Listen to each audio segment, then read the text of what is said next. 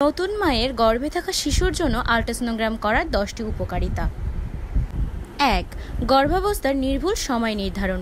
গর্ভে শিশুর বয়স নির্ধারণ করে সম্ভাব্য প্রসব তারিখ জানা যায়। হৃদস্পন্দন পরীক্ষা। শিশুর হৃদস্পন্দন ঠিকমতো চলছে কিনা তা দেখা যায়। 3. শিশুর অবস্থান বোঝা। বাচ্চা জরায়ুর কোথায় আছে তা নির্ধারণ করা যায়, উল্টো আছে কিনা বা সোজা আছে কিনা। 4. যমজ বা একাধিক সন্তান আছে কিনা জানা। যমজ বা একাধিক শিশু আছে কিনা তা নির্ভুলভাবে জানা যায়। 5.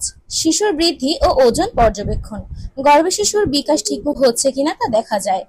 6. জরায়ুর গঠন ও প্লাসেন্টার অবস্থা দেখা। প্লাসেন্টা ঠিকমতো কাজ করছে কিনা, নিচে নেমে গেছে কিনা ইত্যাদি জানা যায়। 7. জেনেটিক বা জন্মগত ত্রুটি নির্ধারণে সহায়তা। কিছু জন্মগত সমস্যা আগেই শনাক্ত করা সম্ভব হয়। 8. গর্ভকালীন জটিলতা নির্ধারণ, যেমন রক্তক্ষরণ, অকাল প্রসবের ঝুঁকি ইত্যাদি দেখা যায়।